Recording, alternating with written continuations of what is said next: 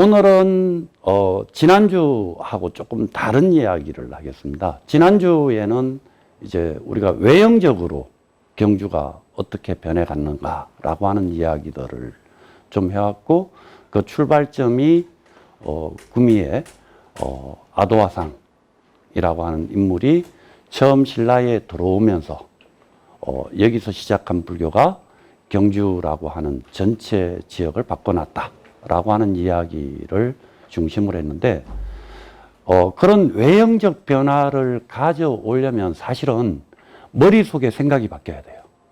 머릿속에 생각이 바뀌어야 되는데, 머릿속의 생각이 어떻게 바뀌었는가라고 하는 부분을 두 단락을 가지고 두 가지 소재, 그 다음에 주제를 가지고 오늘 이야기를 드리려고 합니다.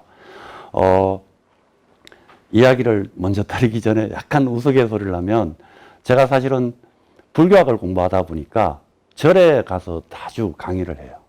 절에 가서 자주 강의를 하는데, 절에도 보면 40대, 50대, 60대, 간혹 70대까지, 주로 남성은 최근에 오면 이제 40대, 50대들이 제법 많은데, 이 여성들이 한 70% 정도 구성돼요. 그래서 이야기하다가 제일 농담 삼아 잘하는 이야기가 뭔가 하면, 제발 집에 있는 부처님 좀 보세요. 우리 절에 와가지고 법당에 있는 부처님한테 절하지 말고 집에 있는 부처님한테 절 좀 하세요 라고 하는 이야기를 하는데, 이때 집에 있는 부처님이 누군가 하면 시어머니, 친정어머니, 시아버지, 친정아버지 그렇습니다. 왜냐하면 나이가 들면 조금 어린애 같아지는 점도 있고 고집도 생겨요. 보는 시야가 좁아지기 때문에. 그리고 당신이 살아온 경험이 경험에 있어서 성공하고 실패한 것들이 머릿속에 딱 배기기 때문에 그 기준에서 요구를 합니다. 근데 젊은 사람들 입장에서는 귀찮죠. 근데 그럴 때 만약에 절에 가가지고 절하는 부처님처럼 보이면 조금 더 숙이고 받아주겠죠. 그런 이야기로 가끔 하는데, 그게 의외로 이 나이 든 남성분들한테도 잘 먹히고 나이 든 여성분들한테도 잘 먹힙니다. 근데 그렇다라고 하는 이야기는 거꾸로 이야기하면, 우리나라 사람들이 오랫동안, 사실은 불교가 들어온 지가, 우리나라에 들어와 가지고 주요 종교 신앙이 된 지가 한 1800년 정도 돼요. 그러니까 역사적으로는 정확히 따지면 1600년 정도인데, 보통 역사에 기록되는 것보다 100년에서 200년 빨리 들어왔다고 보기 때문에, 대략 한 250년에서 300년 정도 되면 이미 불교가 우리나라에 들어와 가지고 신앙으로 알려지기 시작합니다. 그러면서 조금씩 생각을 바꿔놔요. 근데 우리가 특히 경상도 사람들이, 제가 경상도 사람들이 한다고 해가지고 제가 경상도 사람이 아니라서 하는 얘기 아닙니다. 저도 경상도 사람입니다. 경상도 사람들이 제일 쉽게 불교적 사유를 하는 사례를 어디서 보는가 하면, 옛날에 이런 이야기 있죠. 우리 한 20년 정도 전에 유행했던 개그 플러스 유머인데요. 손자하고 할아버지가 목욕탕을 갑니다. 목욕탕을 갔는데 할아버지가 따끈따끈한 물에 먼저 들어가가지고 이렇게 얘기해요. 어이 시원하다. 손자가 딱 들으니까 물이 시원한갑다 싶어가지고 바깥에서 달려가지고 냅다 뛰어가지고 통 속에 팡 들어갔거든요. 근데 뜨거워요. 그래서 손자가 재빨리 나가가지고 돌아서서 뛰어나가면서, 에이, 이 세상에 믿을 놈 없네 라고 이야기하거든요. 자, 근데 여기서 앞에 할아버지가 한 이야기, 뜨거운 물에 들어가면서 시원하네. 자, 뜨거운 것하고 시원하네는 단어상으로 안 맞죠. 느낌상으로 서로 안 맞는 이야기입니다. 또 경상도 사람들은, 제가 서울 가가지고 되게 고생한 것 중에 하나가, 지금부터 한 1987년도에 제가 처음 대학 지나가면서 서울을 갔는데, 서울을 딱 가니까 하숙을 했습니다, 처음에. 하숙집 아주머니가 제가 일찍 일 나가지고 아침 먹을 준비하면서 아주머니, 오늘 메뉴는 뭔가요? 라고 했더니만 소고기국이래요. 어제 저녁에 술을 많이 먹었는데, 야, 오늘 소고기국이면 시원하겠구나. 라고 딱 들여다봤는데, 웬걸요? 소고기국이 아니더라고요. 이쪽 아래쪽에는, 경상도 지역에서도 아래쪽에는 맑은 소고기국 안 먹습니다. 그래서, 소고기하고 무하고 고춧가루 넣어가지고 열심히 볶아서, 물론, 얼큰한 소고기국 먹어요. 그거 딱 먹을 걸 기대하고 있었는데, 맑은 소고기 묵국이 나오는 거죠. 그래도 소고기국이니까 입에 딱 넣었는데 텁텁해요. 시원한 맛이 없는 거죠. 자, 여기 소고기국. 뜨겁고 매운 국인데 입에 넣고 시원하다라고 느끼는 감성. 이게 사실은 화엄이라고 하는 경전에서 나오는 생각을 우리나라 사람들이 받아들이고 오랫동안 화엄경의 사고 기반 위에 있습니다. 화엄경이라고 하는 경전의 사고가 우리나라 불교를 지배를 하고 있어요. 우리나라 불교 사상에서 화엄경 전통이 제일 강합니다. 근데 일본 사람들은 법화경이라고 하는 경전 전통을 되게 강조하는데, 그러다 보니까 법화경은 어떤 이야기를 많이 하는가 하면 통합한다라고 하는 이야기를 많이 해요. 그래서 일본 사람들은 법화경 안에 나오는 구절 중에 화합한다라고 하는 구절을 되게 강조합니다. 그래서 화합하지 않는 놈은 내쳐요. 알고 있는 이지매의 시작입니다. 왕따의 시작입니다. 이게 안 좋은 문화가 들어와가지고 이지매가 되어 있는데, 일본 사람들은 법화경을 기반으로 해서 전체 통합주의를 많이 강조하는데, 우리나라 사람들은 화엄경을 기반으로 쭉 생각들을 해오고 말 언어 속에도 그래서 뜨거운 국물 먹으면서 시원하다라고 하는 약간 이율배반적인 단어 구성이죠. 근데 번뇌가 가득한 중생들의 세계하고 깨달음으로 가득한 청정한 부처님의 세계가 한 자리에 어우러져서 살아가는 거예요. 그러면서 개인적인 성격을 되게 강조하는 게 한국 불교의 특징인데, 그게 화엄경이라고 하는 사유를 기반으로 합니다. 이때 이 비유에 따라서 한국 사람하고 일본 사람이 싸우는 이야기를 하는데, 어떤 이야기를 하는가 하면 한국 사람 1명하고 일본 사람 10명이 싸움이 나면 한국 사람이 이겨요. 그런데 한국 사람 10명하고 일본 사람 10명이 집단으로 싸우면 한국 사람이 득점될 겁니다. 자, 이게 전체 안에 개인성을 강조하는 성향이 있느냐 없느냐에 따라서 역할이 달라지거든요. 근데 그 역할의 개개성을 되게 강조하는 사상이 화엄이라고 하는 사상의 특징이라서 그런 부분들이 남아있는데, 이것도 일종의 보면 지금 신라시대의 불교가 오늘날의 우리에게까지 남아서 전하는 일종의 혈통 안의 DNA 뭐 이런 형태로도 이야기할 수 있습니다. 왜냐하면 우리나라 불교는 원효, 그 다음에 의상이라고 하는 두 스님에게서 실질적으로 사상적 기반이 시작되었다. 한국 불교가 시작되었다. 라고 하는 이야기를 해도 크게 틀림이 없거든요.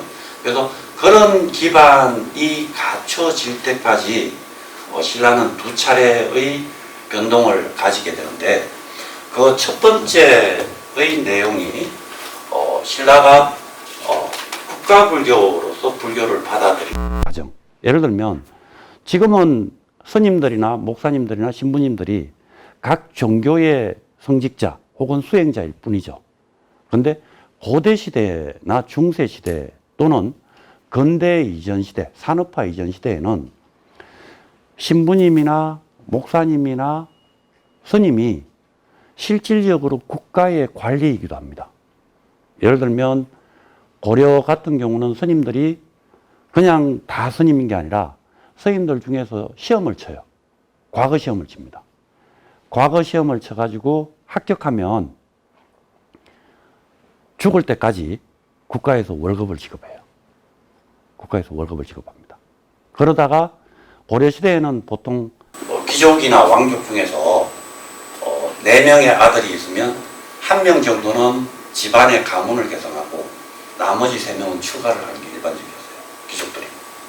근데 출가를 했다가 가문을 개성할 사람이 죽잖아요. 일찍 죽으면 가문을 개성할 사람이 없단 말이죠. 그럼 출가했던 사람이 다시 환속을 합니다.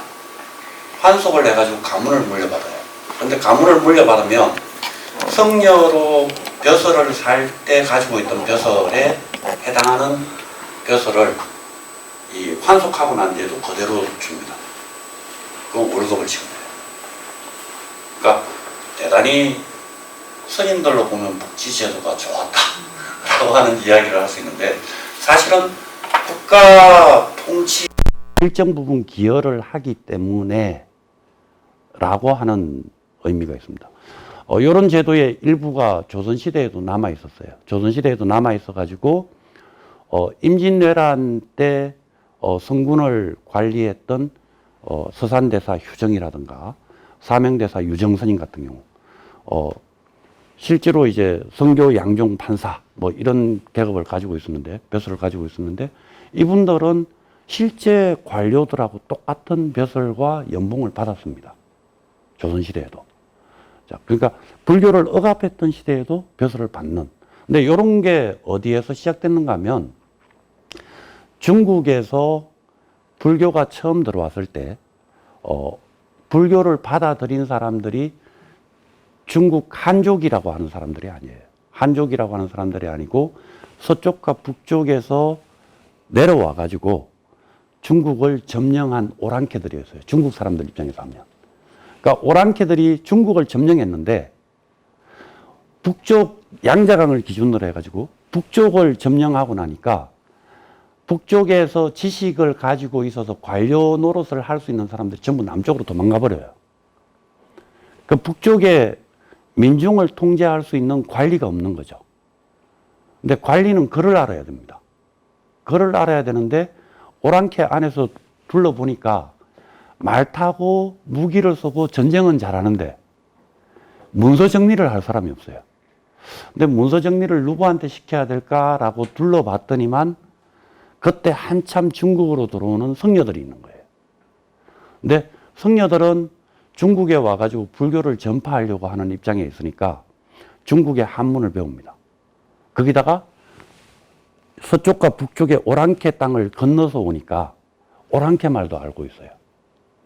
그래서 성녀들을 국가 통치의 관료로 등용을 합니다. 그래서 이런 형태를 성녀가 직접적으로 국가 통치의 관료로서 봉사하는 형태를 국가불교라고 이야기하는데, 그 국가불교를 도입을 처음 한 나라가 북이라고 하는 나라예요. 380년경에 국가가 건설돼 가지고 520년경에 멸망합니다. 약 한 140년 정도 중국의 북쪽 지역을 다스렸던 국가입니다. 근데 이 나라에서 성녀를 관료로 동원해 가지고 지방 통치를 어떻게 하는가 하면 제일 중앙에 스님들의 우두머리를 한 사람 두고 도에 내려보낼 때는 도지사를 할 오랑캐 한 사람과 그 다음에 도지사 대신에 문서 행정을 할 성녀 한 사람을 같이 내려보내요. 근데 성녀를 그냥 공짜로 부려먹을 수는 없죠. 그 대신 내려가면 내가 절 하나 지어줄게. 이런 형태로 처음에는 사찰하고 성녀가 관료 역할을 하는 형태로 중국의 불교가 도입됩니다. 이 과정에서 불교가 중국의 불교가 되거든요. 근데 불교를 이렇게 하고 나니까 황제가 가만히 보니까 스님의 우두머리하고 도움을 받는 입장이 되니까 좀 낭비가 있어요. 낭비가 있으니까 만약에 저 스님들의 우두머리까지 내가 차지하면 어떨까? 라고 하는 생각을 합니다. 그래서 북쪽 북이 지방에서 황제가 어떤 생각을 하는가 하면 황제가 바로 부처다. 부처가 바로 황제다. 이런 생각을 합니다. 그래서 황제가 바로 부처니까 성녀들도 황제한테 절해라. 그리고 황제의 수족으로서 이 관료의 역할을 해라. 라고 하는 요구를 하게 돼요. 근데 황제가 이렇게 주장을 할 때는 이유가 있습니다. 어떻게든 이유를 만들어야 합리적인 논리적인 근거를 만들어야 되는 거죠. 근거를 만들 때에 부처님의 출신을 이야기하게 돼요. 부처님은 인도에 부처님이 태어나실 때 인도에 4가지 계급이 있었습니다. 인도 사람들은 전통적으로 사성계급 제도라고 하는 걸 운영을 하는데요. 이렇게 합니다. 인도에서는 천지를 창조한 신이 브라흐마라고 하는 신이 있어요. 범신이라고도 표현하고 범천이라고도 표현합니다. 이 브라흐마가 자기 몸을 부서뜨려 가지고 일체 세계의 모든 존재로 변화를 시켜요. 변화를 시킬 때 브라흐마로부터 인간이 태어나는데 브라흐마의 머리에서 태어나는 인간들은 사제계급인 바라문이 됩니다. 종교의 성직자가 됩니다. 그 다음에 가슴에서 태어나는 인간들은 크샤트리아라고 하는 왕족이나 귀족계급, 무사계급이 돼요. 그 다음에 무릎팍에서 태어나는 인간들은 이 바이샤라고 해가지고 농부가 돼요. 농부나 상인계급이 돼요. 그 다음에 발바닥에서 태어나는 계급은 수드라라고 해가지고 노예계급이 됩니다. 이렇게 4계급이 있고 사실은 한 계급이 되어 있습니다. 계급의 천민이라고 하는 계급이 있습니다. 계급을 못 받는 브라흐마로부터 안 태어났기 때문에 불가촉 천민이라고도 불러요. 접촉할 수 있는 여지가 없는 천민. 이렇게 5계급으로 나누는데 그중에 부처님이 크샤트리아 계급 출신입니다. 그래서 왕족은 크샤트리아 계급.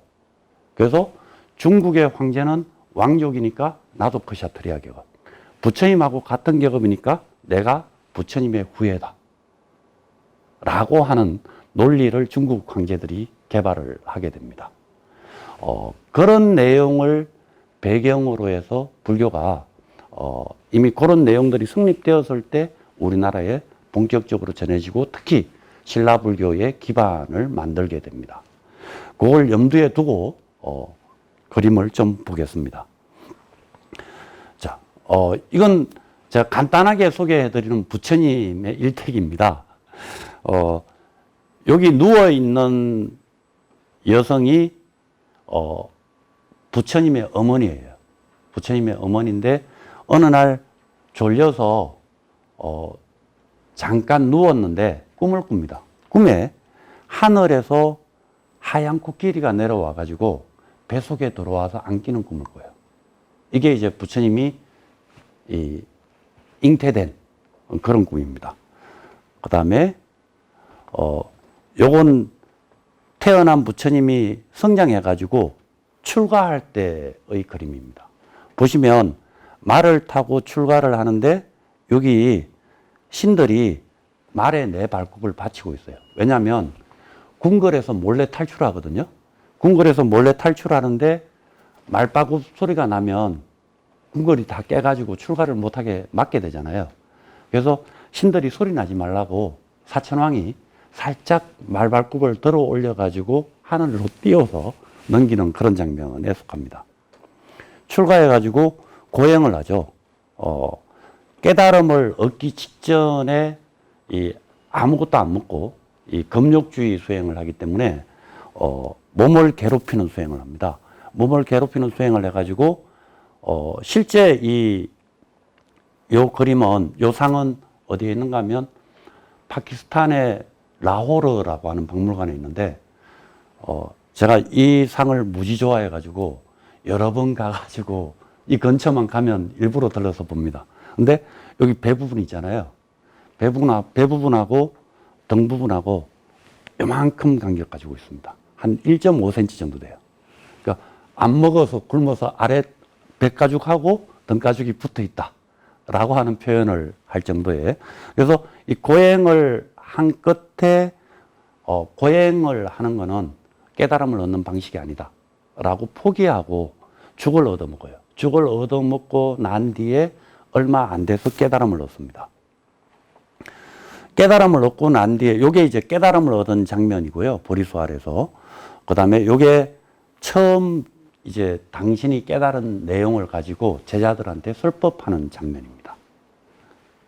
자, 요 보리수 아래에서 깨달음을 얻는 장면요. 그 다음에 요건 이제 돌아가실 때 열반에 드신 장면이에요. 우리 일반식으로 표현하면 죽음에 해당하는 장면이죠. 요 죽음 뒤에 관 속에 넣는 장면, 관에 넣어가지고 입관한 장면에 속합니다.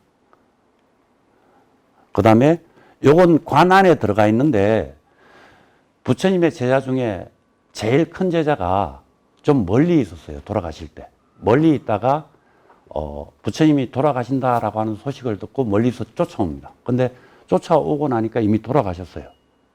돌아가셔서 설포하고 있는데 여기가 옆에 있는 제자가 큰 제자입니다. 설포하고 있는데 설포하니까 부처님이 관 속에서 이미 죽은 몸인데 발 두 발을 관 바깥으로 내민 장면이에요.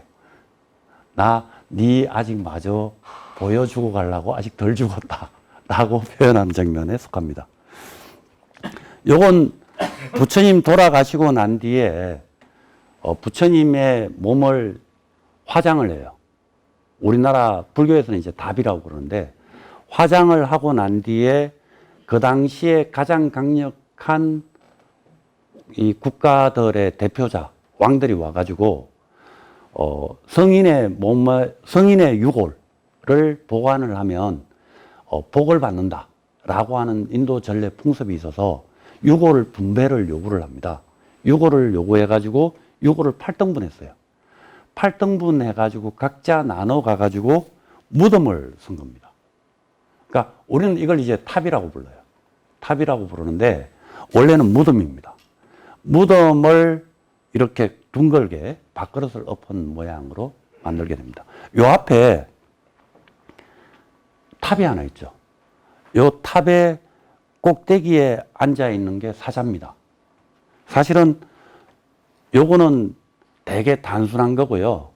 보통은 요 탑 꼭대기에 사자가 몸뚱아리는 하나인데 사방으로 사자의 머리가 4개인 사자, 4개인 사자를 세우게 됩니다. 요게 아쇼카라고 하는 왕이 세운 탑이에요. 그래서 요건 이제 부처님이 그 수행하셨던 곳 중에 하나, 성지 중에 하나에 아쇼카 왕이 세운, 우리가 돌기둥이라고 표현하는데 석주라고 표현합니다. 돌기둥 위에 이 사자상을 세워놓은. 근데 왜 제가 요 상을 강조를 하는가 하면 지금 중국을 처음으로 통일한 황제는 진시 황제죠. 인도를 처음 통일한 황제는 아쇼카 왕이라고 하는 왕입니다. 마우리아 제국이라고 하는 대제국을 세워서 인도를 처음 통일했는데 이 마우리아 제국을 세워가지고 인도를 통일한 아쇼카 왕이 불교에 기의를 합니다. 불교에 기의를 해가지고 불교를 인도 전체의 종교로 만들어요.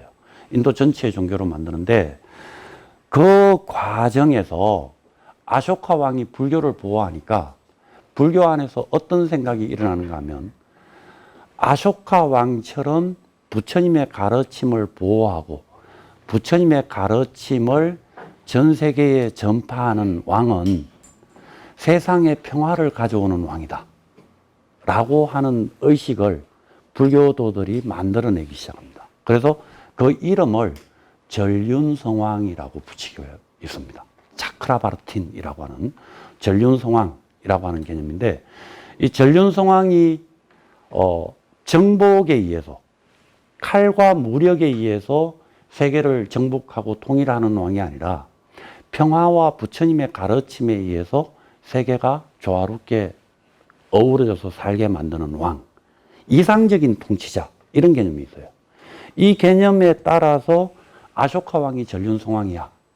그리고 아쇼카 왕이 했던 행위들을 그 그 후대의 왕들이 따라서 하게 됩니다. 그러니까 아쇼카 왕이 뭐를 했는가 하면 부처님의 가르침을 모았어요. 모아서 편집을 했어요. 편집하는 작업을 하고, 그 다음에 부처님의 성지에다가 이렇게 탑을 세웠어요. 탑을 세워가지고 여기가 부처님의 성지다라고 하는 표지판을 남긴 거죠. 표지판을 남겼고, 그 다음에 국가를 통일하고 난 뒤에 고속도로를 건설했어요. 아마 여러분들 중에 로마 가도라고 하는 말을 들어보신 분들이 있는가 모르겠습니다. 그러니까 로마 제국 시대에 로마 제국의 전체 지역을 다 연결했던 고속도로에 해당합니다. 그러니까 우리처럼 뭐 8차선 이런 고속도로가 아니라 수레 두 대의 마차가 동시에 교차할 수 있는, 그래서 폭이 한 8m 내외 되는 고속도로를 놓게 되는데, 로마 가도와 같은 고속도로를 인도의 아쇼카 왕도 역시 건설했어요. 근데 로마 가도하고 다른 점이 뭔가 하면, 이 가도는 군사력이 움직이기도 하지만 동시에 평소에 상인들과 여행자들이 움직일 수 있고 중간중간에 휴게소를 건설했어요. 근데 휴게소를 그냥 건설한 게 아니라 쉼터와 함께 틀림없이 사찰을 같이 건설을 했습니다. 그래서 기도도 하고 쉬어가기도 하고, 그 다음에 그런 쉼터와 사찰을 어떤 장소에 건설하는가 하면 도적들이 출몰을 할 만한 곳에. 그래서 성녀들은 모여서 수행하니까 일정 숫자 이상 모이면 도적이 침범하기 힘들죠. 그래서 길에서 제일 취약한 부분에 사찰을 건설합니다. 그리고 중간중간 일정한 거리, 한 5km에서 10km마다 휴게소를 건설하고 샘을 파요. 그 다음에 강을 건너야 되는 곳에 다리를 건설합니다. 일종의 사회 간접시설 작업이죠. 이런 작업들을 아쇼카 왕이 했는데, 요 장면들이 불교 스님들에 의해 가지고 기록으로 남겨져요. 그리고 그 기록들이 동아시아 사회하고 동남아시아 사회에 전해졌을 때 불교 국가였습니다. 전체적으로. 그러니까 중국도 동남아시아도 한국도 400년대, 300년대, 400년대, 500년대, 600년대, 700년대, 800년대, 900년대, 1000년대, 1200년대, 1300년대까지는. 그러니까 한 1000년 이상 불교 국가들이 지배하던 지역의 나라들인 거죠. 그러니까 이 나라에서 왕이 되는 정표로 아쇼카 왕의 흉내를 냅니다. 그러니까 부처님의 가르침에 따라서 내가 정당하게 왕이 되었어 라고 하는 표현을 위해서 아쇼카 왕의 흉내를 내는데, 이 아쇼카 왕이 특이하게 한 행동 중에 하나가 뭐냐면, 이 부처님의 무덤, 탑이라고 부르죠. 무덤 안에 봉안되어 있는 부처님의 유골을 드러냈어요. 드러내가지고 나눕니다. 하나하나 나눠가지고 전국에 84,000개의 탑을 세웠다고 그래요. 이건 좀 과장된 숫자입니다. 불교에서 84,000이라고 할 때는 아주 많이 세웠다, 이런 말입니다. 그래서 인도 전역에 부처님의 유골 탑을 건립을 합니다. 그래서 불교의 상징물 중에 하나가 절에만 가면 탑이 있는 겁니다. 그래서 그 탑을 건설하고 하는 작업들을 했는데, 이 흉내를 동아시아의 왕들이 불교를 받아들이고 자기가 왕이 되면 부처님 사리를 얻어가지고 부처님의 유골을 우리는 사리라고 부릅니다. 불사리라고 부르는데, 불사리를 모시는 탑을 전국에 세우면 내가 부처님의 가르침에 의해 가지고 이 나라의 통치자, 왕이 된 것에 정당성을 얻는다라고 하는 사고방식이 있어요. 이게 우리나라에도 영향을 미칩니다. 예를 들면 우리는 이상적인 제왕, 동아시아 사회에서 이상적인 왕이라고 하면 요, 순, 우, 탕을 이야기합니다. 근데 이런 생각은요, 사실은 우리 머릿속에 들어온 지 300년밖에 안 됐어요. 400년밖에 안 됐어요. 그러니까 임진왜란 이후에 우리 머릿속에 각인된 생각입니다. 조선시대 초기까지만 하더라도 왕이 되는 정당성의 첫 번째가 뭐냐면 내가 전륜성왕과 같은 왕이다 라고 하는 생각이에요. 내가 아쇼카 왕과 같은 부처님에게 정당성을 인정받은 왕이다 라고 하는 이야기를 하게 됩니다. 예를 들면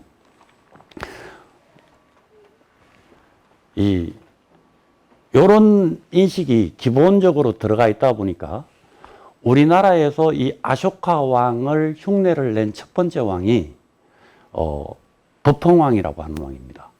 그래서 법흥왕이 이름이 불법을 흥하게 한 왕 이런 의미입니다. 부처님의 가르침을 흥성하게 한 왕이라고 하는 의미거든요. 근데 그 다음 임금이 진흥왕이에요.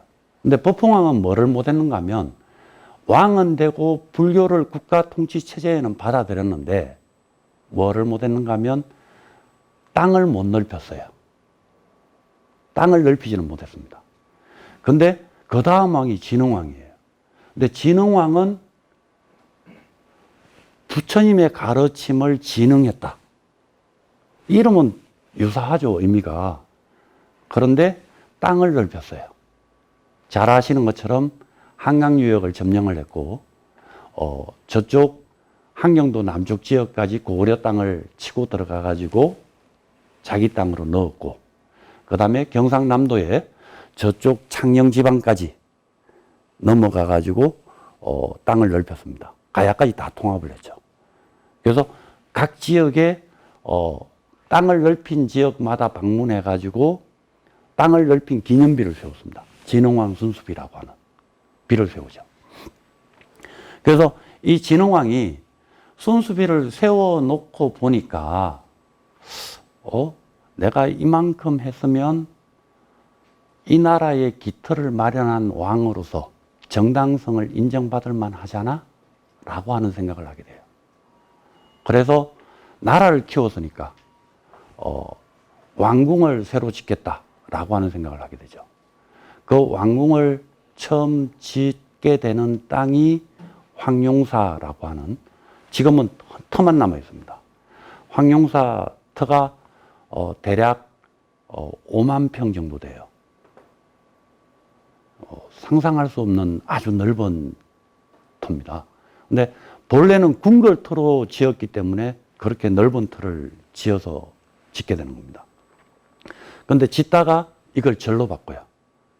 절로 바꾸어서 황룡사라고 하는 절을 짓게 되는데, 황룡사 안에 절을 짓는 과정 중에 신기한 일이 일어납니다. 어떤 일이 일어나는가 하면 울산 앞바다에, 그 당시에는 경주의 항구가 울산이니까 울산 앞바다에 배가 한 척 와가지고 닿았는데 사람이 안 내려요. 그래서 항구를 관리하는 사람들이 올라가가지고 배를 수색을 합니다.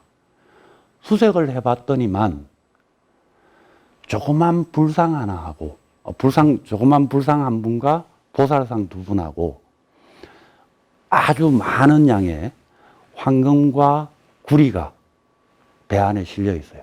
그리고 편지가 한 통 있습니다.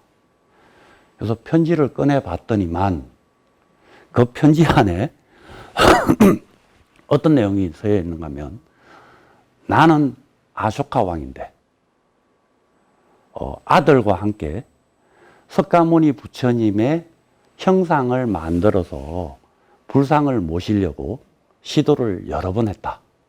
그런데 시도를 할 때마다 실패를 해가지고 부처님의 모습이, 불상이 안 만들어지더라. 그래서 아들이 권하기를 우리는 부처님의 상을 모실 형편은 안 되는가 봅니다. 인연이 안 되는가 봅니다. 인연이 있는 사람이 이 부처님의 상을 완성할 수 있도록 배에 실어서 떠내려 보냅시다 라고 이야기를 하고, 그 내용을 편지로 적어 가지고 재료하고 다 실어서 배에 떠내려 보낸 거죠. 그런데 역사학자들이 추정하기로 아쇼카 왕의 연대가 어느 정도인가 하면 기원전 300년경에서 기원전 260년경에 활동했던 왕이에요.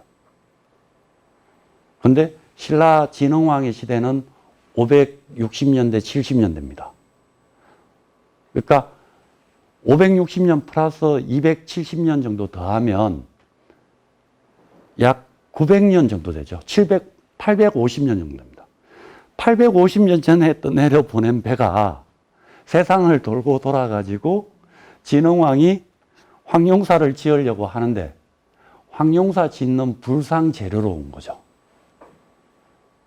그래서 진흥왕이 그 부처님들을 모시고 와라. 작은 부처님, 모형이 되는 부처님들을 모셔오고 재료를 모셔와 가지고 불상을 짓습니다. 그래서 황룡사 법당 안에 모실 큰 부처님을 만들게 돼요. 그리고 한 번에 완성을 합니다.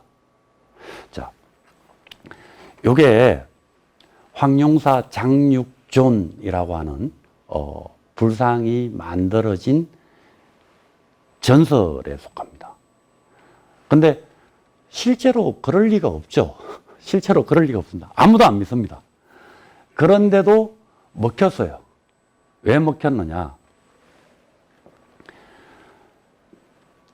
요즘 세상하고 옛날 세상이 좀 다르죠. 일종의 이 전설, 설화를 만들어낸다라고 하는 표현을 써야 되는데, 진흥왕이 보니까 이웃의 백제왕, 비슷한 시대의 성덕왕, 뭐 이런 사람, 성왕, 무왕, 이런 사람들이 있습니다. 이런 사람들이 성왕이라고 하는 말을 쓰는 이유가 전륜성왕의 성왕이에요. 그 다음에 동일한 시대에 중국 남조에 양무제라고 하는 사람이 있어요. 역시 전륜성왕 흉내를 내던 사람입니다. 이런 주변의 국가에서 국가 통치를 하고 왕의 권위를 세우는 방식을 뺏겨온 거죠. 뺏겨왔는데 내가 백제도 이기고 땅도 빼앗았단 말이죠. 그런데 그냥 전륜성왕이라고 하는 건 기분이 나빠요. 니네들이 흉내내고 있는 아쇼카 왕보다 내가 더 위대한 왕이야 라고 하는 이야기를 여기 속에 숨긴 겁니다. 뭐냐면 아쇼카 왕은 태자와 함께 여러 번 시도를 했는데도 못 만든 불상을 본인은 딱 한 번에 만들었어요. 그러니까 본인이 더 아쇼카 왕보다 정당한 왕인 거죠. 아쇼카 왕보다 더 넓은 나라를 다스릴 자격이 있는 왕이라고 하는 이미지를 만들어냅니다. 요게 우리는 그냥 지나칠 수 있는 전설이지만 그 시대 사람들로 보면 불교를 가지고 국가 체제 통치를 하는 내용, 핵심으로서 받아들인 상태입니다. 예를 들면 진흥왕이 전국에 5개의 순수비를 지었어요. 순수비를 지었는데 그 순수비 비문들이 다 남아 있습니다. 중간중간 마모돼 가지고 달아 가지고 안 보이는 글자도 있지만, 근데 순수비의 비문의 내용을 보면 내가 이 지역에 와 가지고 이 지역을 통치하게 된 기념을 하고, 그 다음에 이 지역의 백성들에게 세금 혜택과 여러 가지 기쁜 일을 보여주고, 그 다음에 여기에 와가지고 내 땅임을 선언한다 라고 하는 내용으로 순수비를 세우고, 그 순수비를 세울 때 참여한 일행들을 적는데 첫 번째가 진흥왕을 적습니다. 이름이, 우리는 원래 이름은 진흥이 아니에요. 근데 왕이 되면 이름을 진흥으로 바꿉니다. 그래서 당나라 사서라든가 중국 사서에 보면 김진흥 이렇게 기록되어 있습니다. 김법펑, 김진흥, 김진평 이렇게 이름이 기록되거든요. 그래서 김진흥이라고 적고 그 다음에 성녀들의 이름을 적어요. 성녀들의 이름을 3명, 4명 적고 난 뒤에 그 다음에 가장 높은 신하의 이름을 적어요. 그러니까 일종의 아쇼카 왕이 정복국가를 세우고 불교에 기여한 다음에 부처님의 성지를 순례를 합니다. 순례를 하면서 아까 앞에 보신 이런 기념탑을 세워요. 이 기념탑을 세우는 행위하고 아주 유사한 행위를 반복을 하고 있는 겁니다. 근데 학자들 따라서 이견은 있습니다. 근데 일반 역사학자들은 이 부분에 대해서 뭐라고 이야기하는가 하면 중국 고대 황제는 황제가 되면 순행을 합니다.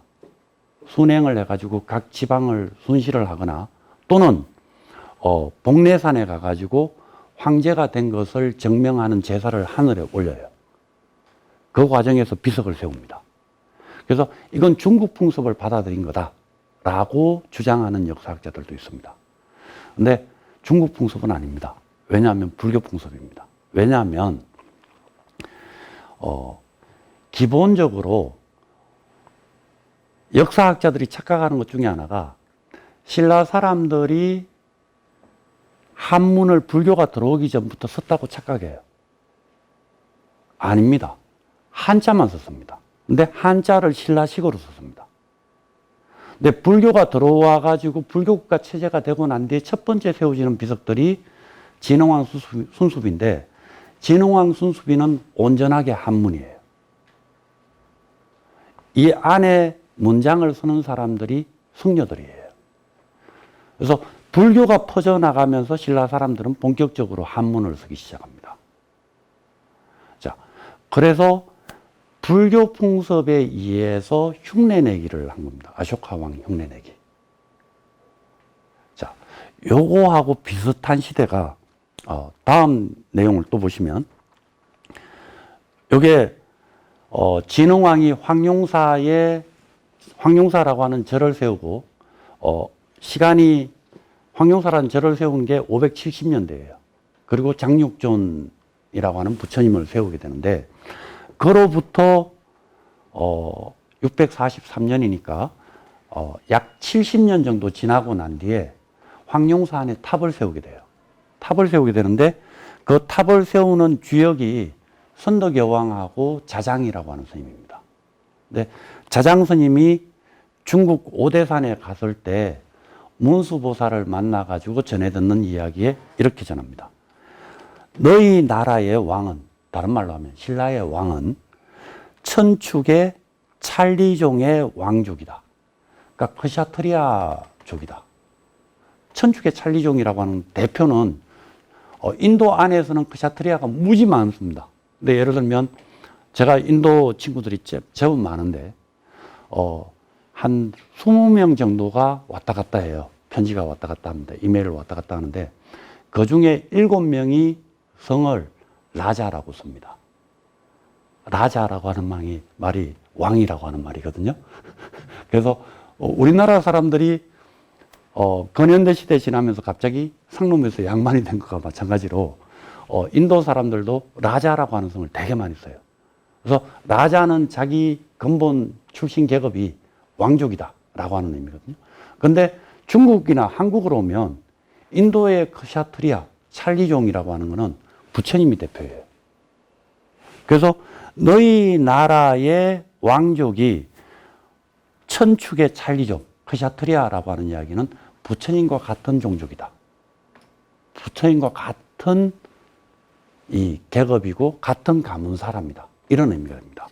그래서 이미 부처님의 기별을 받아서 기별을 받았기 때문에 특별한 인연이 있어서 동쪽의 오랑캐나 공공의 족속과는 다르다라고 말을 하면서 너희 나라에 탑을 세우면 구청이 되는 탑을 세우면 주변에 9개 민족이 복속해오고 나라가 크게 평화로워질 것이다 라고 하는 이야기를 듣고 와가지고 세우는 탑이 황룡사 구청탑입니다.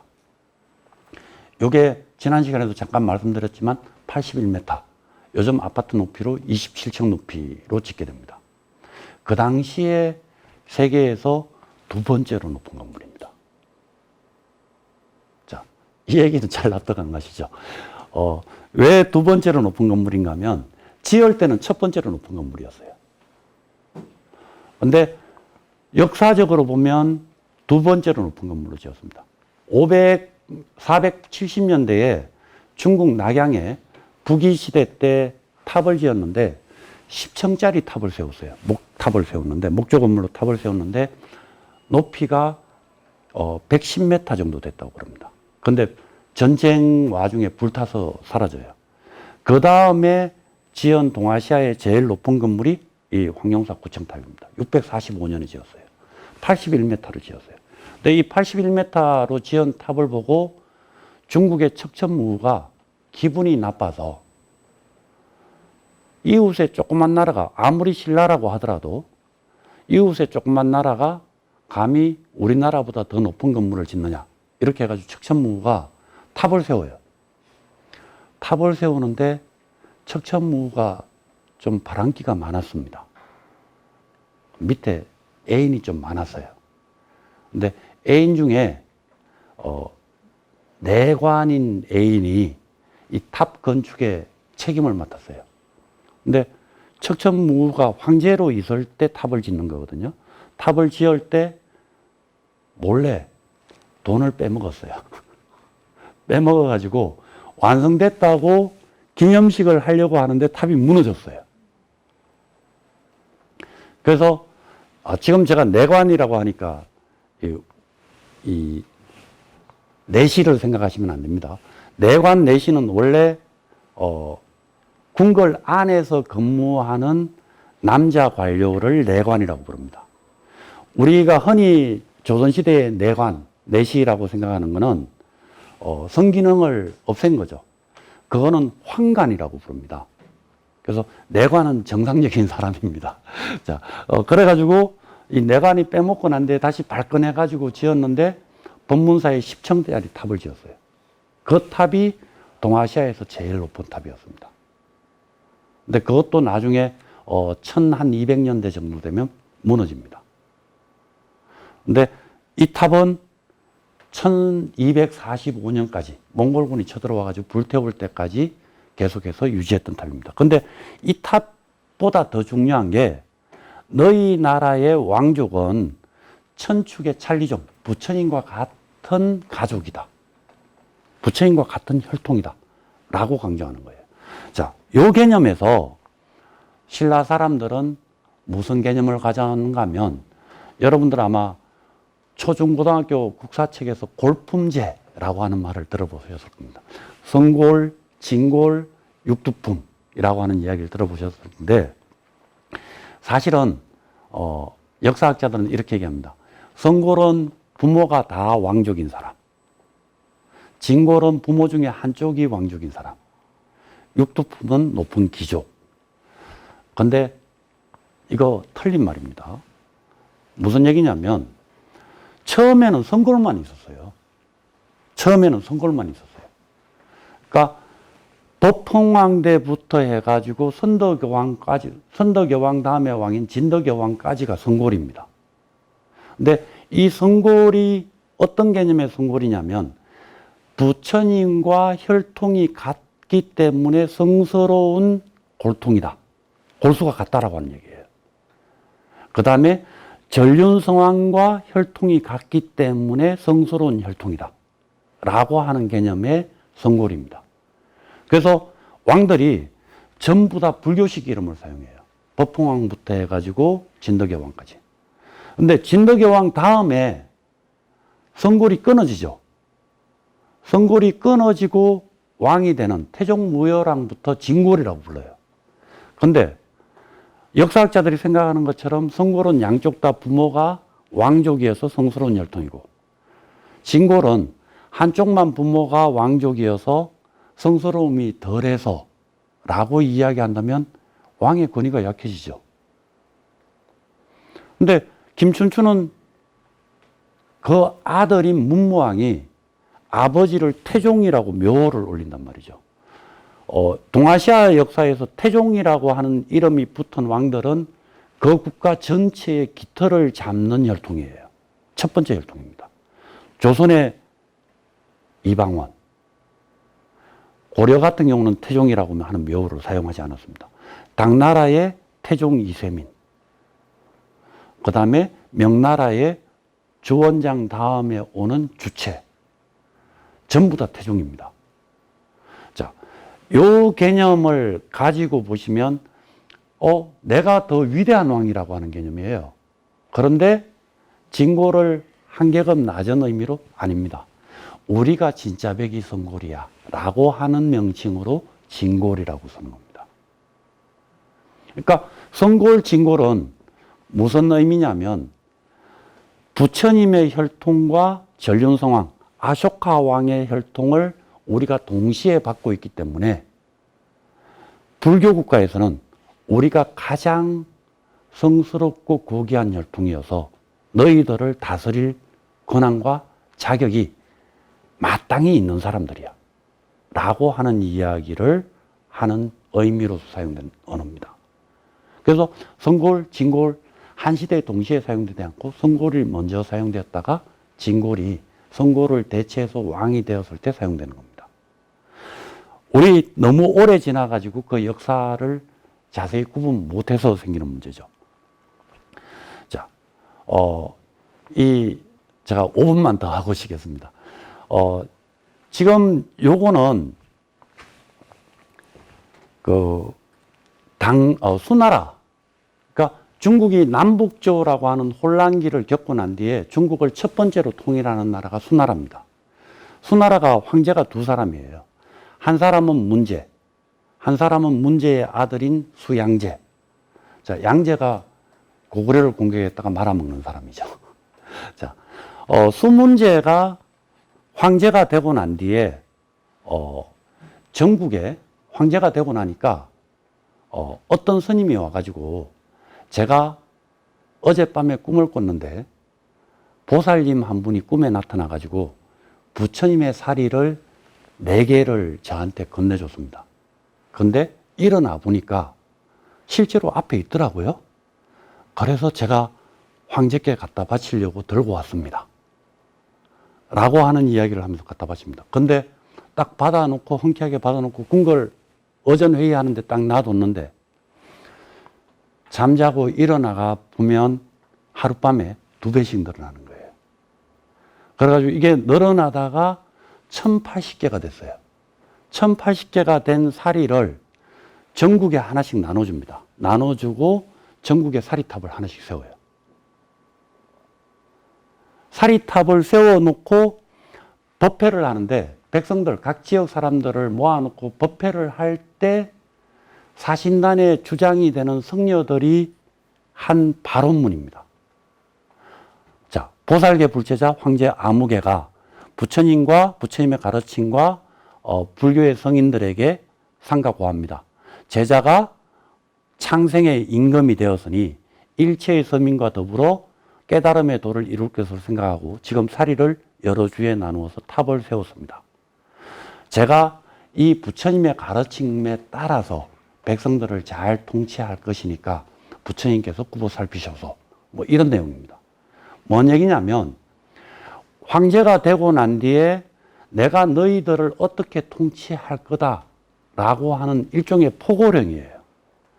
포고령을 불교 법회라고 하는 의식을 통해서 진행하는 내용입니다. 자, 요거는요, 우리나라 세조도 그렇습니다라고 하는 이야기입니다. 조선시대의 왕이죠. 세조 임금, 우리가 세조 임금이라고 하면 빨리 안 와닿으시죠? 수양대군. 자, 수양대군이 여러분들 아시는 것처럼 왕이 되긴 됐죠. 근데 우리 조선 왕조 500년이나 이런 거 보면 나쁜 놈이잖아요. 그죠?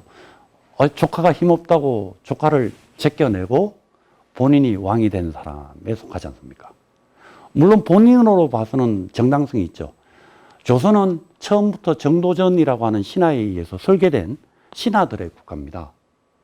신하들의 국가를 왕의 국가로 바꾸겠다고 나선 사람이 세조이기도 합니다. 그래서 신하들의 국가로 가는 것을 왕의 국가로 바꾸기 위한 시도를 하는 과정에서 힘이 없는 문약한 조카를 제껴내고 자기가 왕자리를 차지했죠. 근데 왕자리를 차지하고 나니까 속도 시끄럽고 기도 시끄럽죠. 이 속도 시끄럽고 기도 시끄러운 걸 제어를 해야 되는데 제어를 할 방법은 없고 몸에 덩창까지 납니다. 그러니까 종기까지 납니다. 근데 그 종기를 여러분들 1화에서 들으신 것처럼 오대산에 있는 상원사 가가지고 시냇물에서 목욕할 때 문수보살이 씻어줘가지고 나았다 라고 하는 기록을 남기게 되는 왕인데, 몸에 종기가 났고 난 뒤에 금강산에 들어가요. 금강산 묘양산에 참배를 하는데 참배를 하러 금강산에 발을 탁 들이밀었는데 갑자기 산이 진동을 하는 거예요. 지진이 난 것처럼. 진동을 하더니만 산에서 꽃비가 내리고 무지개 색깔 서기가 비쳐요. 야, 이게 무슨 일이지? 하고 두벅두벅 끌어올라가 가지고 유점사라고 하는 절에 갔는데 그 빛이 나는 근원이 어딘가 하면 부처님의 사리에서 빛이 나더라라고 하는 거죠. 야, 부처님께서 라고 하는 간격에 겨워서 그 부처님 사리를 보고 절을 하고 하룻밤을 잤는데 그 다음날 보니까 사리가 2배로 늘어나 있어요. 그래서 늘어난 만큼 들고 서울로 올라옵니다. 올라오는 절마다 법회를 해요. 경사스러운 일을 만났다고 법회를 했는데 나중에 보면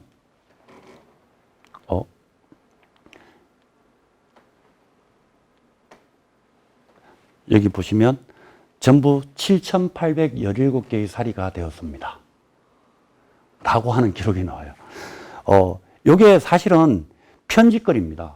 편지글인데 누구한테 보내는 편지글인가 하면 일본 천황한테 보내는 편지글이에요.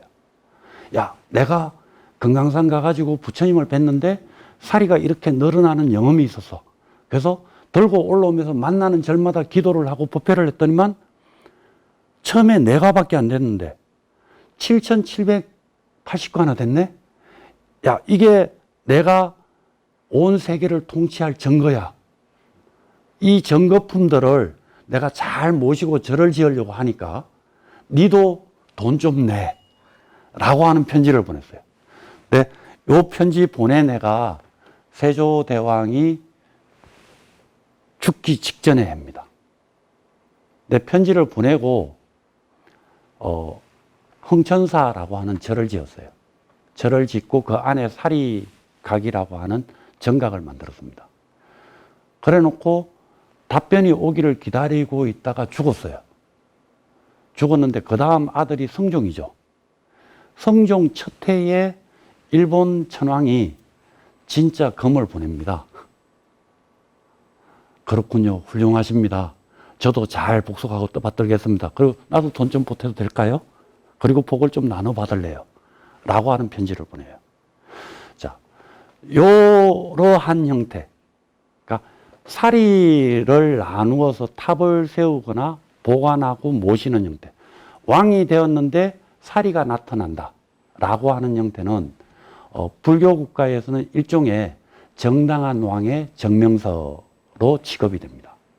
그래서 세조가 그 양상을 그대로 가져와 가지고 야, 나 부처님에 의해서 정당성을 인정받은 왕이야. 왜?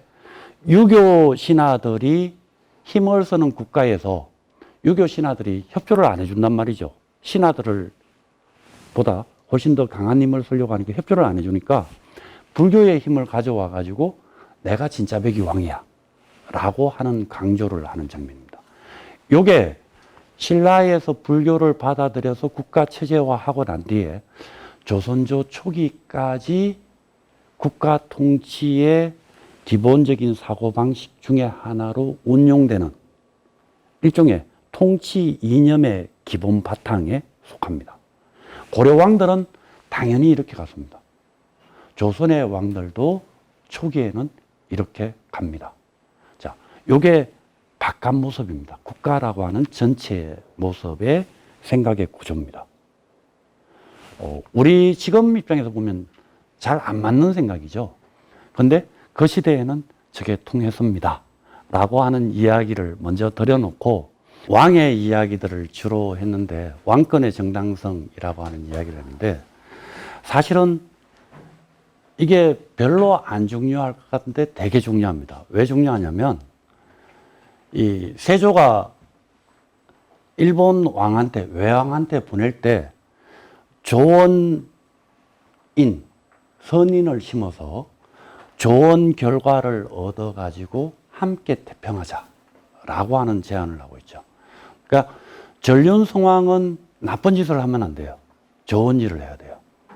부처님을 닮아서 자비를 행해야 되고 평화를 행해야 되고 신분 따라 차별을 하면 안 된다 라고 하는 의식을 기본적으로 각인하고 있는 거죠. 그래서 왕이 전륜성왕 혹은 부처님을 닮으려고 노력한다라고 하는 것 자체가 일종의 통치에 있어서 통치자의 성품을 어떻게 가져갈 거냐, 통치자의 목적지를 어떻게 가져갈 거냐라고 하는 내용과 관련되어 있기 때문에 되게 중요하다라고 하는 이야기를 드리고, 사실은 이 지금 보여드리는 편집글의 주인공, 이게 왕조실록에 나옵니다. 왕조실록에 나오는 편집글입니다. 이 편집글을 쓴 세조 임금이 사실은 조선을 대표하는 두 가지 노래, 조선의 대표적인 노래가 두 개가 있습니다. 하나는 용비어 청가, 하나는 월인청강지곡입니다. 그러니까 용비어 청가는 태조 이성계의 7대조부터 시작하죠. 태조 이성계의 7대조부터 유교적 정당성을 이야기하는 노래입니다. 그 안에 보면 태조 이성계의 선조가 꿈에서 신인으로부터 금척을 받는 이야기가 나와요. 황금으로 된 자. 이게 어디서 오는 개념인가 하면 동아시아에서 중국을 첫 번째로 통일한 임금이 진시황이죠. 진시황이 중국을 통일하고 하는 작업 중에 가장 큰 업적이 두 가지입니다. 하나는 분서갱력, 책을 불살라버려요. 왜? 책을 불살라버리고 법가의 내용 하나만 남겨서 법률주의 통치를 주장합니다. 춘추백가의 다른 내용들은 다 불살라버리죠. 그리고 법가의 한비자의 내용만 남겨서 국가의 통치 수단으로 삼습니다. 그 다음에 또 하나가 뭐냐면 도량형을 통일했다는 거예요. 길이와 거리의 단위를 통일했다. 이게 황제의 주요 역할 중에 하나입니다. 전국 각 지역에 있는 각각 다른 길이의 단위, 각각 다른 무게를 재는 단위를 황제가 정하는 기준에 따라서 통일해요. 이 통일한다라고 하는 도량령을 통일하는 상징이 금으로 된 자입니다. 그래서 용비어천가에 보면 금으로 된 자를 이성계의 선조가 받는 내용이 나옵니다. 그러니까 황제가 이 금척을 받아서 신하의 공과를 제대로 판단하고 백성들의 살림살이에 모자람도 더함도 없도록 조절하고 균형을 잡으라 라고 하는 의미이기도 합니다. 그러니까 중국에서 시작된 왕의 정명서는 황금으로 만든 자, 불교에서 시작된 왕의 정명서는 부처님의 사리라고 하는 내용입니다. 역사학자들이 눈여겨보지 않아서 그렇지 왕조실록에 보면 태조 이성계부터 세조 임금에 이르기까지 명나라에서 조선으로 사신이 올 때마다 요구를 해요. 무슨 요구를 하는가 하면 너희 나라는 작은 나라여서 부처님의 사리를 모시고 있을 자격이 없다. 우리 명나라가 큰 나라니까 너희 나라가 모시고 있는 사리를 내놔라 라고 해서 빼앗아 갑니다. 요게 왕조실록 안에 한 5군데 정도 기록이 나와요. 근데 그 내용을 보면 명나라 사람들도 황제가 되는 정명서 중에 하나로 부처님의 사리가 늘어나는 걸 정명서로 삼았다라고 하는 걸 알 수 있습니다.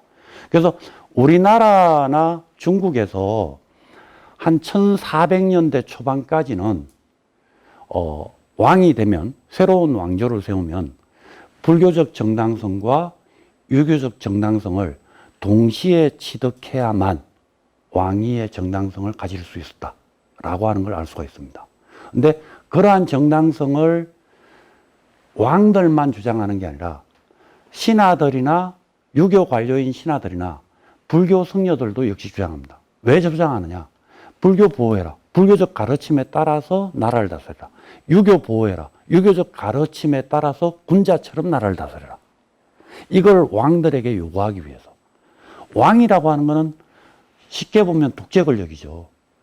독재 권력을 견제할 방법은 성인을 갖다 놓는 수밖에 없어요. 성인의 말씀. 유교의 성인의 말씀은 공자의 말씀을 갖다 놓는 거죠. 성리학의 시대가 되면 주자의 말씀을 갖다 놓는 게, 불교의 성인의 말씀은 부처님의 말씀이죠. 이 말씀들을 근거로 해서 왕의 권력을 견제를 하는 거예요. 왕이 폭군으로 나아가지 못하게끔. 자, 이런 입장에서 보시면 조금 더, 저게 어떤 의미를 가지는 거구나 라고 하는 게 조금 보이실 거라고 생각됩니다.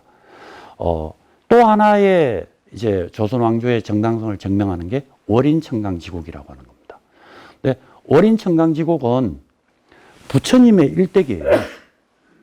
부처님의 일대기인데 내용 끝에 뭐가 붙어 있는가 하면 부처님의 가르침이 중국을 거쳐서 조선에 와가지고 이걸 퍼뜨리고 보호하는데 왕들이 기여했다.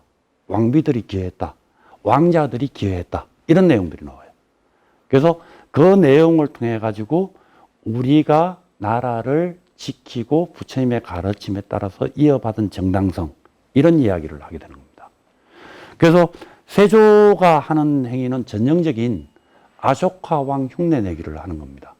그래서 그 안에 보면 월인청강지국을 짓고 그 다음에 강경도감이라고 하는 관청을 만들어서 불교 경전을 편집하는 작업을 하고 있어요. 한글로 번역하는 작업을 하고 있는 게 일종의 전륜성왕 흉내내기에 해당합니다. 그런데 왕이 아무리 그렇게 하고 국가가 아무리 그렇게 해봤자 그 안에 사는 사람들이 진짜 부처님이 우리한테 뭐를 해줬는데? 공자님이 우리한테 뭐를 해줬는데? 라고 하면 별로 의미가 없어지죠.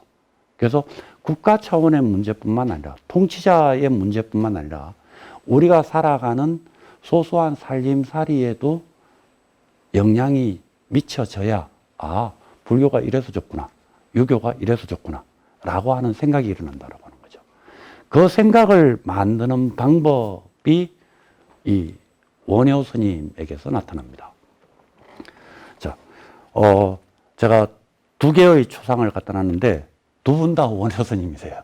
근데 오른쪽 여러분들이 보시기에 왼쪽에 있는 초상은 일본 고산사에 있는 묘해라고 하는 일본 스님이 고려 사람들이 그려놓은 원효 스님의 초상을 보고 카피한 겁니다.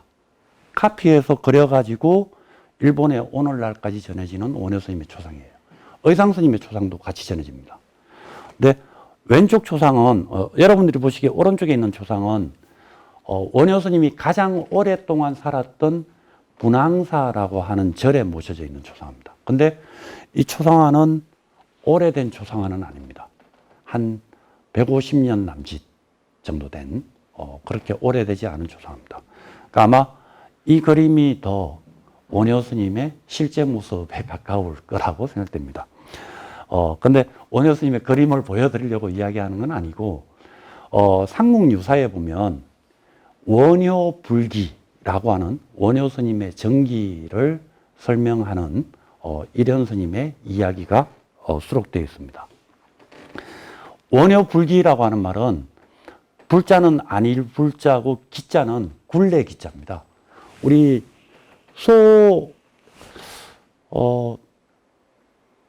소가 끄는 이 우마차를 보신 분이 있는지 모르겠습니다. 또는 말이 끄는 마차는 영화에 많이 나오니까 말이 마차를 끌 때 보면 이 굴레를 씌우죠. 마차하고 연결하는. 요 굴레를 의미하는 글자가 이 기자입니다. 그래서 원효 스님은 굴레에 속박되지 않았다. 얽매이지 않았다. 이런 의미로 쓰고 있는 내용인데 원효 스님의 이야기 안에 일현 스님이 적고 있는 부분들이에요. 근데 경산에 가면 삼성현이라고 하는 지명이 있습니다. 세 분의 성인이 나왔다고 해서 삼성현입니다. 첫 번째 성인이 원효 스님이에요. 두 번째 성인이 원효 스님의 아들 설총이에요. 세 번째 성인이 일현 스님이에요. 고려시대. 그래서 세 분의 성인을 배출한 땅이다라고 해서 삼성현이라고 하는 지명을 가지고 있는데, 이 삼성현에서 같은 땅이죠. 일현 스님이 태어나서 자란 땅이 원효 스님의 바로 이웃 마을입니다. 원효 스님 고향 땅의 바로 이웃 마을이에요. 그래서 일현 스님이 원효 스님 이야기를 적고 있어요. 자기 고향 땅의 사람 이야기, 어렸을 때부터 적었던. 그런데 이렇게 되어 있습니다. 원효 스님의 원효 불기조 중에 제가 일부를 가져왔는데요. 처음 암양군의 남쪽, 자, 암양이라고 하는 지명은 구미 사시니까 들어보신 적이 있을 겁니다.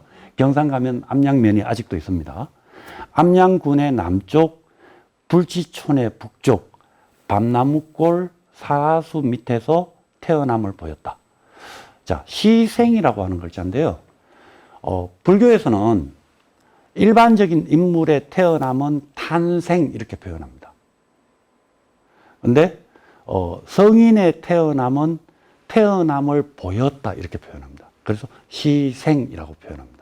그래서 원효 스님은 처음 태어날 때부터 되게 성인다웠다 이런 표현을 하고 있는 건데요.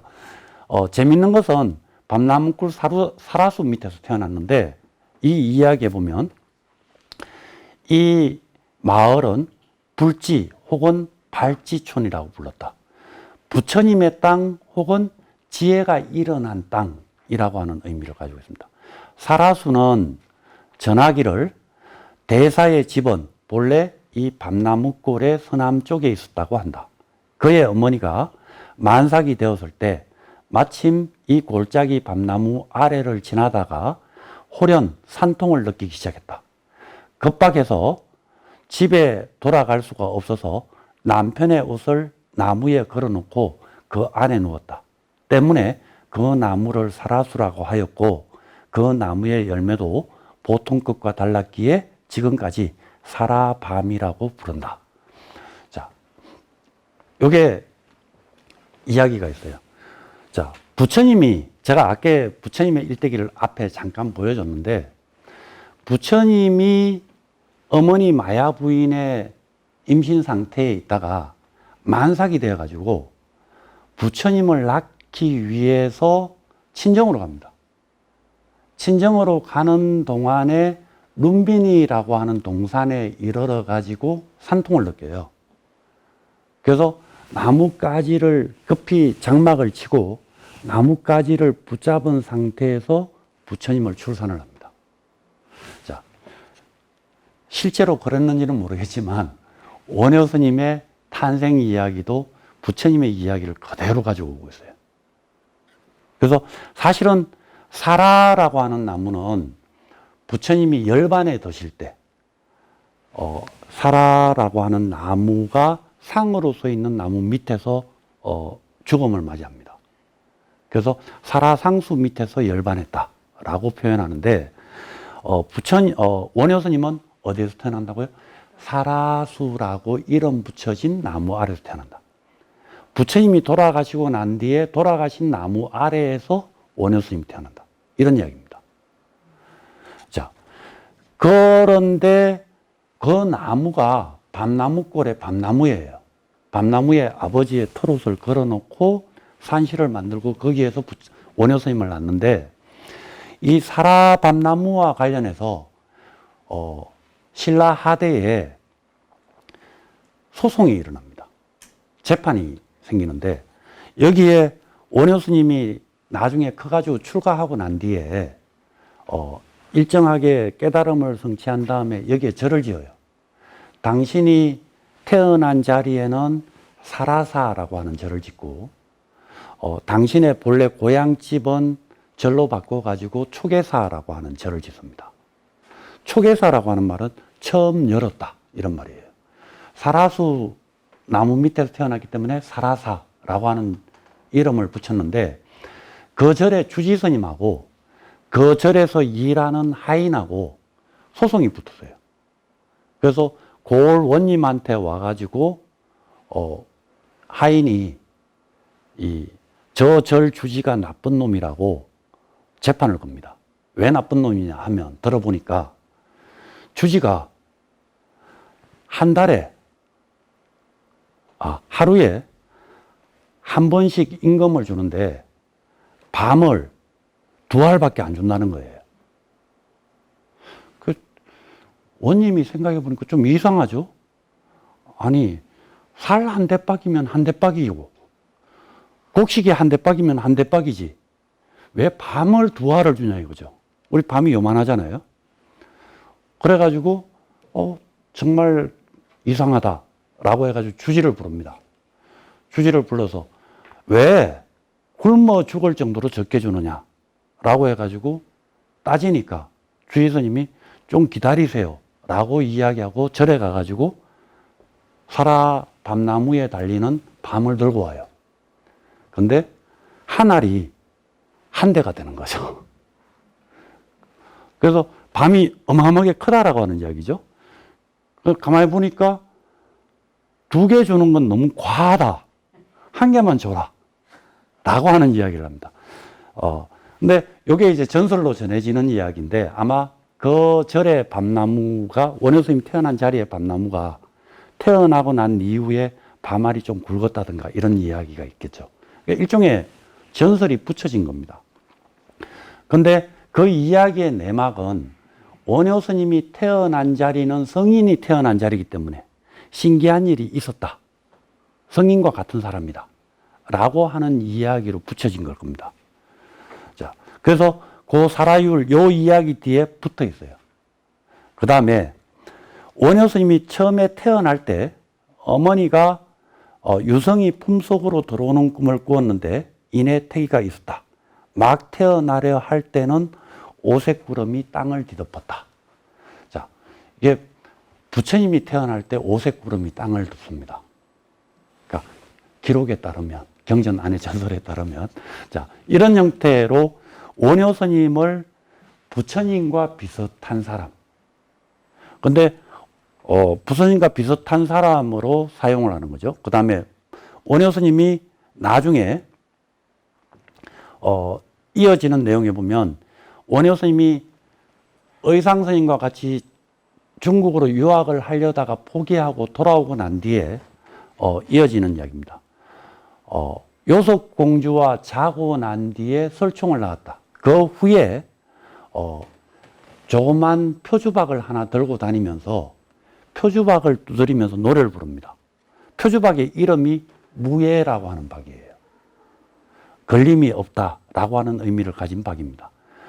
천촌만락을 다니면서 노래 부르고 춤추고 노래로서 교화하였다. 오막살이 하는 사람이나 더벅머리 아이들이라도 모두 부처님의 이름을 알게 하고 나무, 이게 이제 우리 나무아미타불 할 때 나무, 그러니까 이게 인도로 나마스라고 하는 말입니다. 나마스 부타야라고 하는 말인데 부처님께 기이합니다 이런 의미예요. 그래서 이 나무라고 하는 말을 외우게 하였으니 원효의 교화가 참으로 컸다. 그러니까 요 기록에 보면 어떻게 나오는가 하면 원효 스님이 활동하고 난 뒤에 신라 사람 7명, 10명 중에 7명이나 8명이 부처님이라고 하는 말을 알게 되었다. 라고 하는 내용이 나와요. 그러고 난 뒤에 부처님이 태어난 마을은 부처님 땅, 불지라고 불렀고, 저런 태어난 집은 처음 펼쳤다. 라고 해가지고 초계. 그러니까 부처님의 가르침을 이 땅에 제대로 처음 펼친 사람이 나다. 그 원효 스님이 제가 이거 보면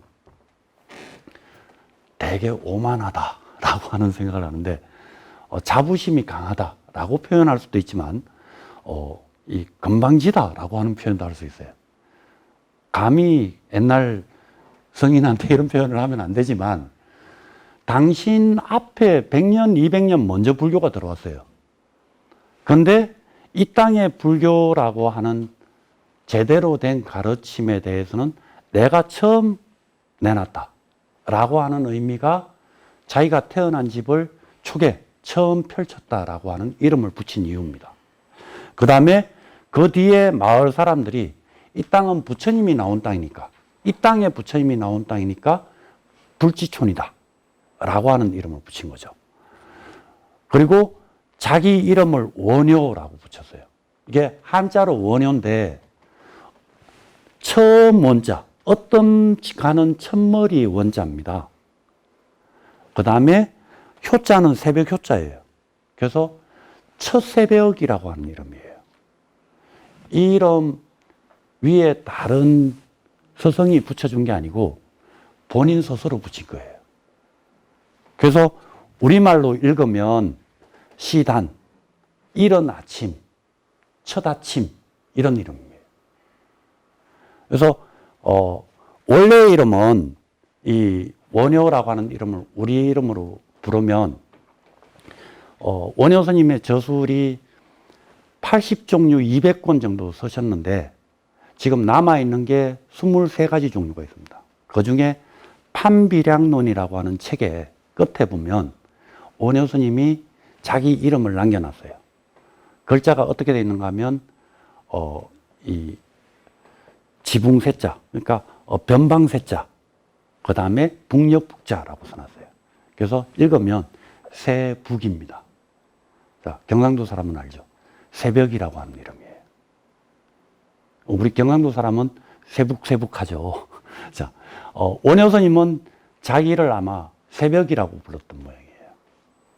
그래서 첫 새벽이다 라고 하는 이름을 붙일 때는 내가 이 땅에서 부처님의 가르침의 진정한 의미를 설명하고 전파하는 첫 번째 사람이다 라고 하는 자부심을 담은 이름이 이 원효라고 하는 스님의 이름입니다. 자, 근데 왜 제가 이 원효 스님의 이야기를 갖다 놨느냐? 자, 왕이 전륜성왕이고 부처님의 가르침에 따라서 내가 나라를 통치한다. 아무리 얘기해봤자 백성들한테는 와닿는 이야기가 아니에요. 우리 옆에서 실질적으로 부처님처럼 활동하고 부처님처럼 우리한테 도움이 되는 존재라고 하는 게 필요합니다. 그래서 일종의 650년대쯤 되면 불교가 우리나라 땅에 들어와 가지고 특히 신라가 받아들여 가지고 불교를 사용하기 시작한 지 한 150년, 200년쯤 지나가는 때니까 한 150년쯤 지나면 머릿속에서 부처님은 저 멀리 있는 사람이고 아득한 옛날에 있었던 사람이고 우리 옆에 실제로 부처님처럼 살아가는 사람이 있어서 모범이 돼줘야 되는데 그리고 우리 삶에 도움이 돼줘야 되는데 라고 하는 생각을 했을 때 우리 옆에 있는 부처님이라고 하는 실제적인 존재, 인물형이 필요한 거예요. 그 인물형으로 만든 사람이 원효라고 하는 사람입니다.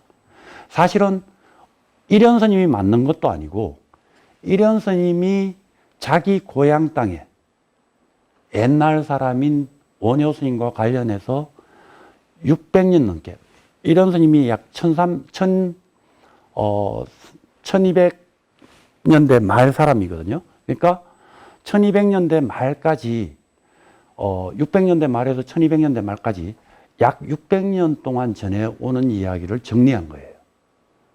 그래서 우리 옆에 왔던 부처님을 원효라고 하는 인물로 삼은 거죠. 근데 여기에 이유가 있습니다. 원효라고 하는 스님하고 의상이라고 하는 스님이 사실은 아주 친한 사이인데 역사적으로 보면 라이벌에 해당해요. 어떤 의미에서인가 하면 원효 스님은 이 원효 스님도 의상 스님도 스님이죠. 그런데 원효 스님은 당나라 유학을 포기하고 돌아와 가지고 파괴를 했는지 환속을 했는지 몰라도 어떻게 했든 성녀로서의 모습을 유지하지 못하고 결혼을 해가지고 아들을 낳은 스님이에요. 그러니까 한번 깨떨어진 그릇이죠. 뭔가 흠이 있어요. 근데 의상 스님은 유학 갔다 와가지고 제자를 키우는 데만 전념한 스님입니다. 근데 의상 스님도 유학 갔다 올 때 따라 붙었던 여성이 있어요. 선묘라고 하는 아주 예쁜 중국 여성이 의상 스님을 너무너무 좋아해가지고 유학 갔다가 돌아오는 길에 자기 집을 들렀다가 안 데려가니까 쫓아 나와가지고 한국까지 쫓아왔다가 의상 스님 탐배가 바다 가운데 간 걸 보고 왜 혼자 가십니까? 하고 바닷가에서 몸을 던져가지고 죽습니다. 죽어가지고 용으로 바뀌어요. 용으로 바뀌어가지고 의상 스님을 평생 쫓아다닌 아름다운 여성이 있습니다.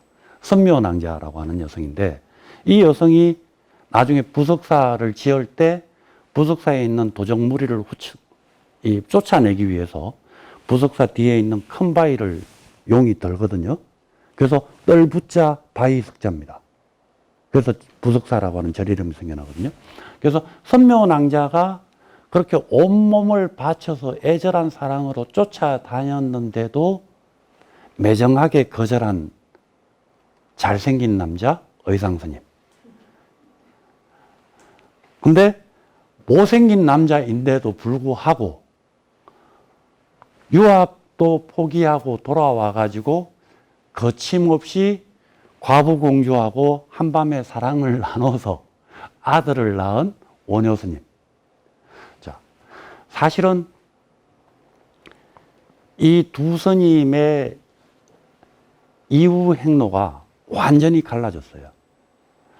원효스님은 파괴를 했던 환계를 했던 계율을 못 지켜서 파괴를 했던 아니면 스스로 계율을 돌려놔서 환속을 했던 간에 불교에서는 스님 한 번 되면 계속 스님으로 있는 거 아닙니다.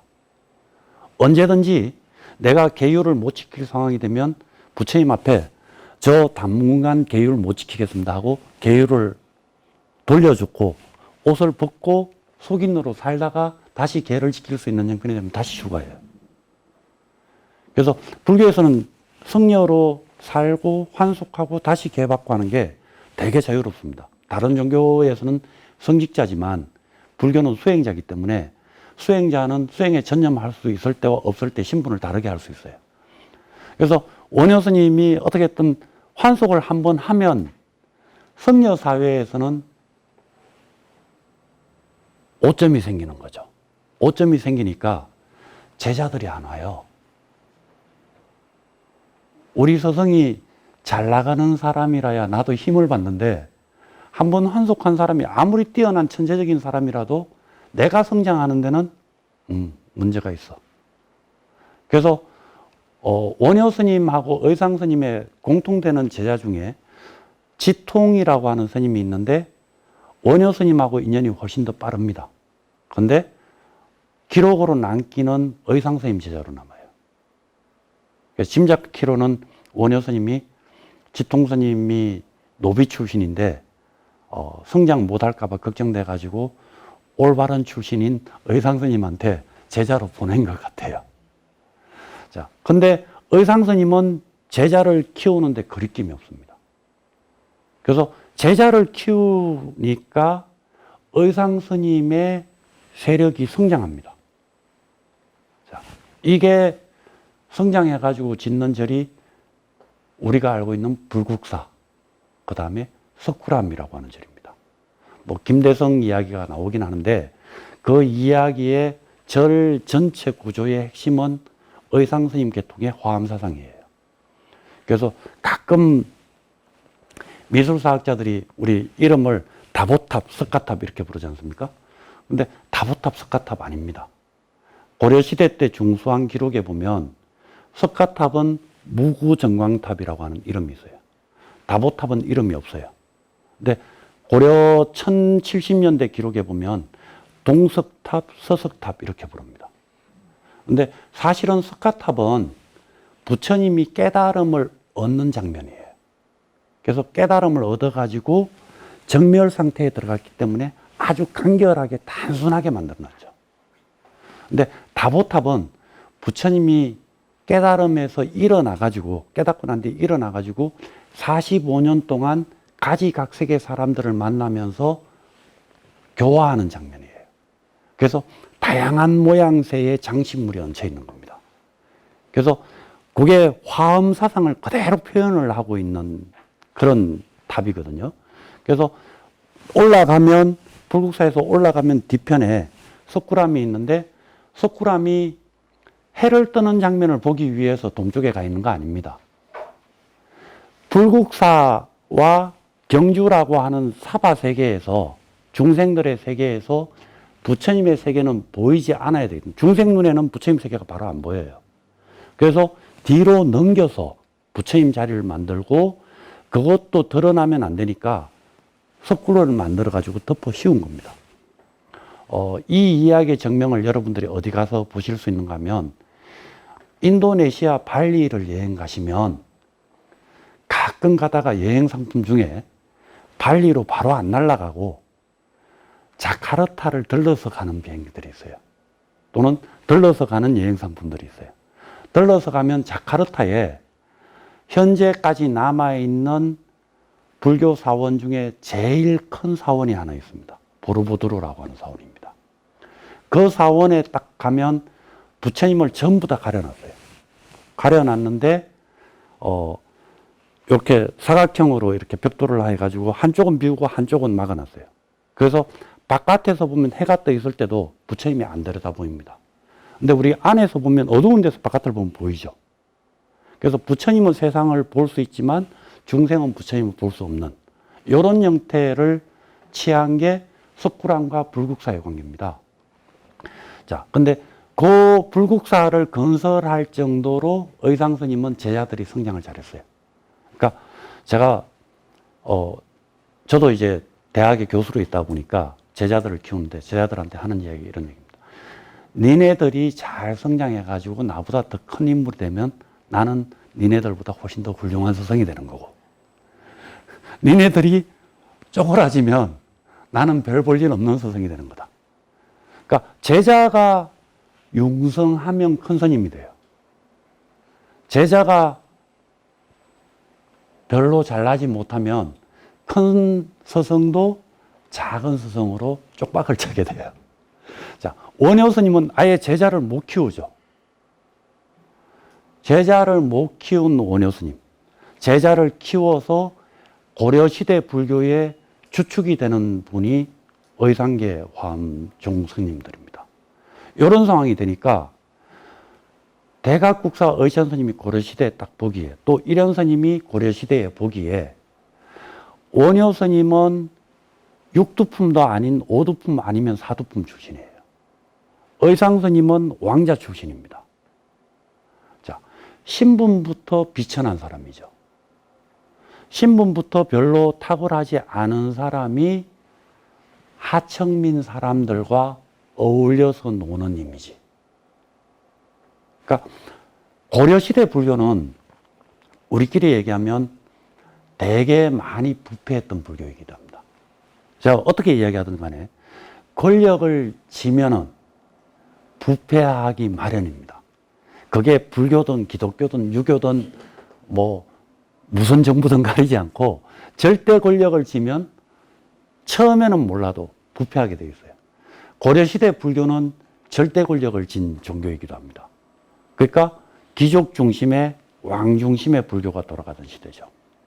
근데 이런 스님이 생각하기에 몽골이 쳐들어오고 난 과정 속에서 불교를 이끌어가는 스님이 이런 스님이다 보니까 이웃에서 외적이 쳐들어오니까 고생하는 건 누구? 민중이라는 거죠. 그 민중들을 끌어모아가지고 불교 국가의 명맥, 나라의 명맥을 이어가야 되는데 민중들의 호응을 얻어낼 스님은 누군가를 살펴보니까 의상 스님이 아니라 원효 스님이 되는 거죠. 그래서 원효 스님을 우리 옆에 왔던 부처라고 하는 개념으로 다시 살려내는 작업을 하는 겁니다.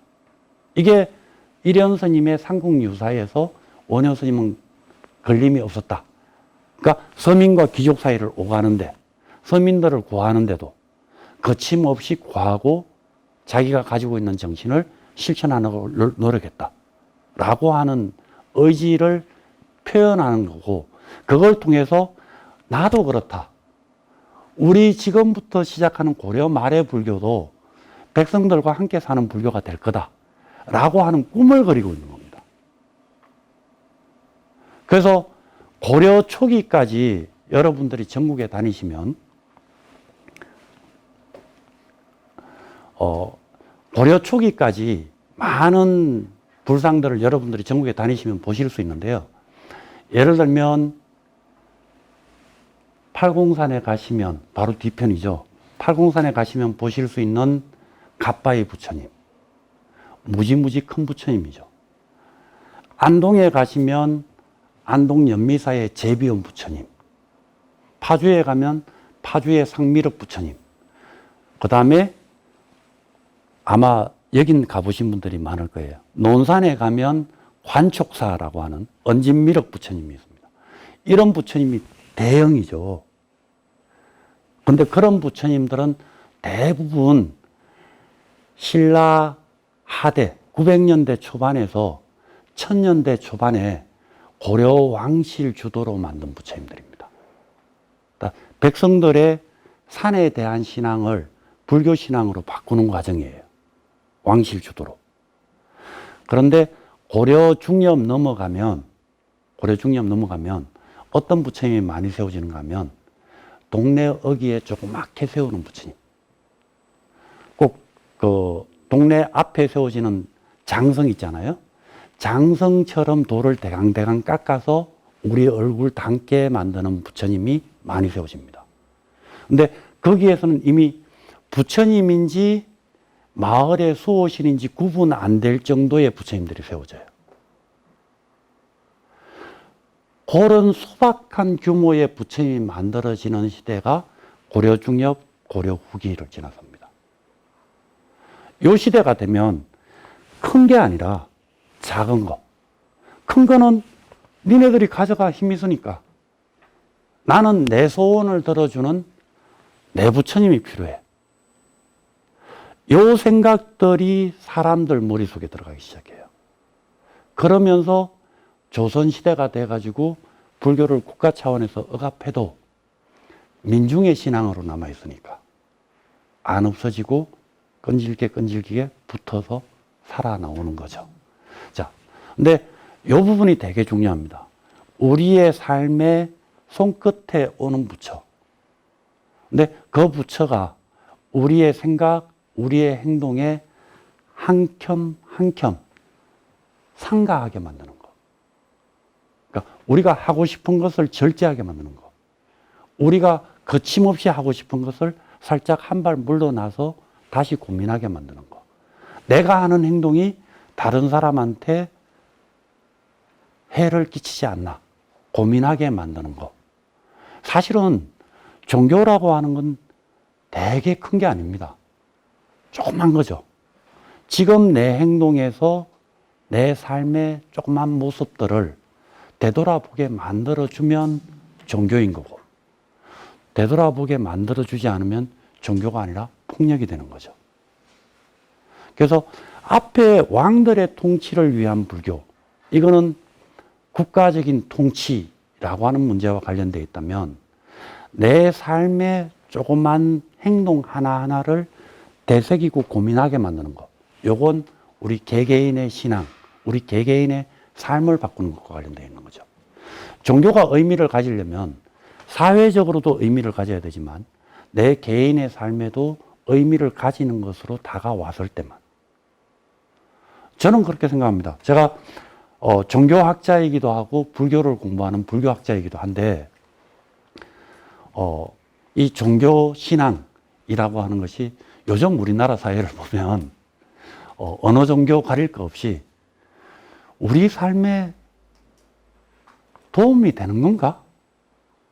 아니면 우리 삶을 차단하게 만들어주는 어떤 이 차단막이 되는 건가? 라고 하는 겁니다.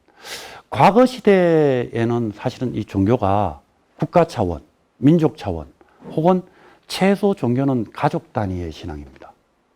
개인의 신앙은 아닙니다.